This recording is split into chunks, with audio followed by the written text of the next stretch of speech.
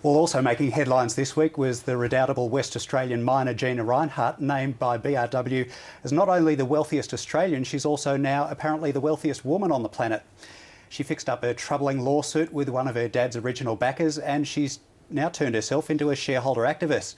She missed out on a seat on the Fairfax board, but fired off a statement to the market saying she welcomed changes to the board, noting the market understands the approach of the current board is not delivering for the owners of the company, and maintaining the status quo will not improve performance. So Adele, it's been another busy week in the house of Rinehart. It certainly has. I think she would have been massively disappointed that she didn't get the board seat, because she's been lobbying for quite a few weeks now. She wants 2 board seats. She's got over 12%. But the board doesn't have to give her a board seat with 12%. They don't have to give her one with 20%. They often do, but even with 30%, they don't have to give her one.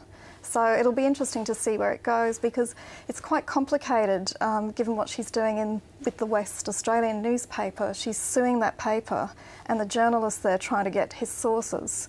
And that's really a no-no in journalism. So I guess the board of Fairfax are weighing that up, saying if they have her on the board, it would be quite a controversial appointment.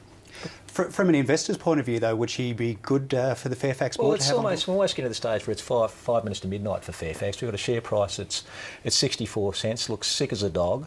The company's carrying $1 billion in debt. One of the only positives it's got at the moment is it's got the investment in Trade Me that's almost 60% of the valuation of the company. But it's almost incumbent upon the board to get Fairfax right. They haven't got any chances left now.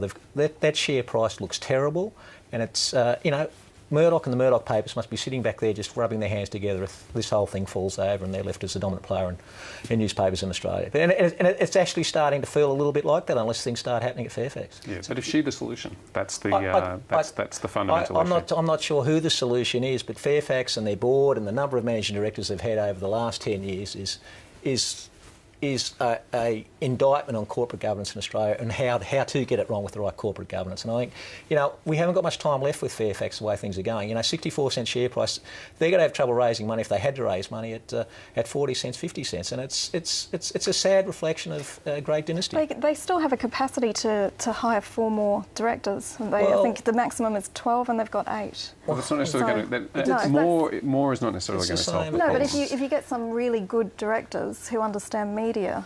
Yeah.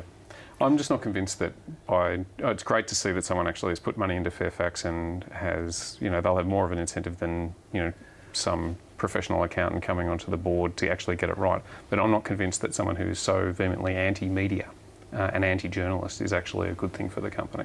And in fact, the new board member that Fairfax has got on this week is a corporate reconstruction specialist. So what does that say about the board's thinking about the future of Fairfax? Maybe they're looking further in front, but it's got to the stage now where the Gina Rinehart situation is almost becoming a sideshow to the underlying position of Fairfax. Because, as I said, the share price it looks terrible. It looks cheap. Well...